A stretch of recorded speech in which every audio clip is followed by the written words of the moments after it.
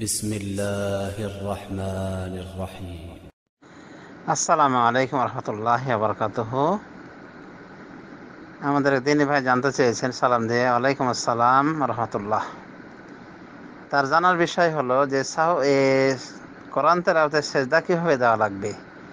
যদি কোরআন পাঠ করি তাহলে কি এই সেজদার সাথে সাথে দিতে হবে, এমনকি নামাজের অবস্থাতে সেজদা দেওয়া লাগবে, নাকি পরে দিলে হবে?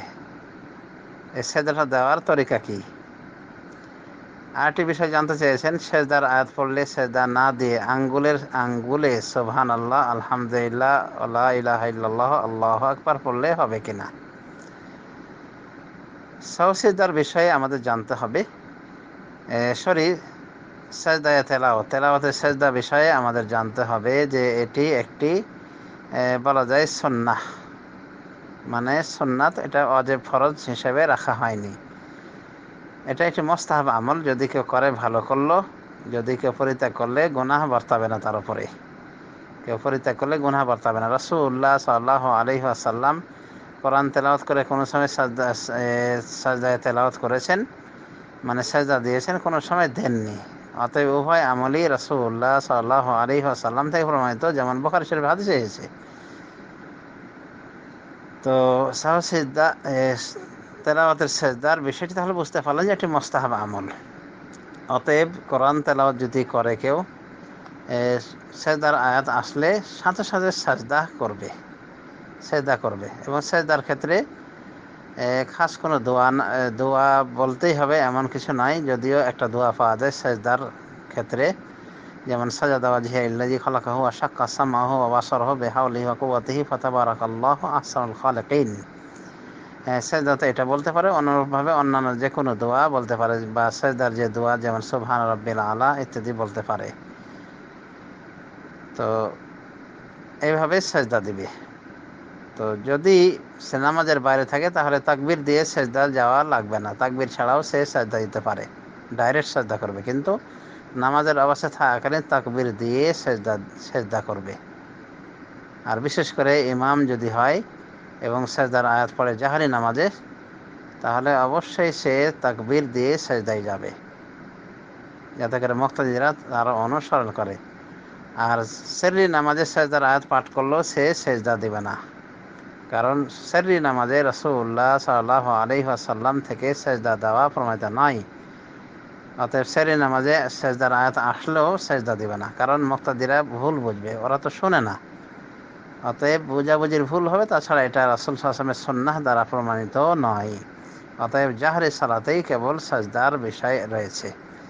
তাও রাসূলুল্লাহ সাল্লাল্লাহু আলাইহি ওয়াসাল্লাম কোনো সময় সেজদা দিতেন, কোনো সময় দিতেন না। অতএব উভয় রকম আমল করাটাই হলো সুন্নাতের প্রকৃত অনুসরণ। কোনো সময় সাজদা দেওয়া যেতে পারে, কোনো সময় পরিত্যাগও করা যেতে পারে। ওমর রাদিয়াল্লাহু আনহু একদা জুমার দিনে তিনি সেজদা দিলেন, সেজদার আয়াত পাঠ করে সেজদা দিলেন মেম্বারের নিচে এসে।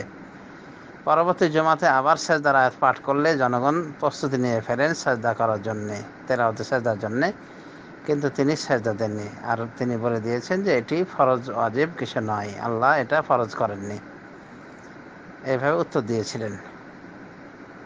তো এ থেকে আমরা বুঝতে পারি যে সেজদার বিষয়টি হলো এরকম, যে যে সেজদার আয়াত পাঠ করবে সে সেজদা দিবে, এবং যারা শুনবে, যদি মূল পাঠকারী সেজদা দেয় তাহলে তারা সেজদা দেবে, নতুবা দেবে না।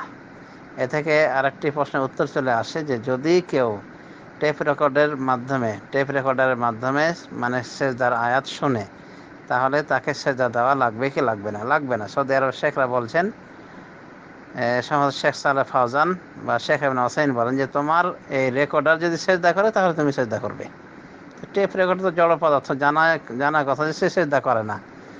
অতএব কোরআন তেলাওয়াত শুনলেই সেজদা নয়, বরং যে তেলাওয়াত করবে সে সেজদা করলে তার অনুসরণে সেজদা করতে হবে। হ্যাঁ, তো সেজদা বিষয়ে তাহলে আমরা বুঝতে পারলাম তেলাওয়াতে সেজদার তরিকা।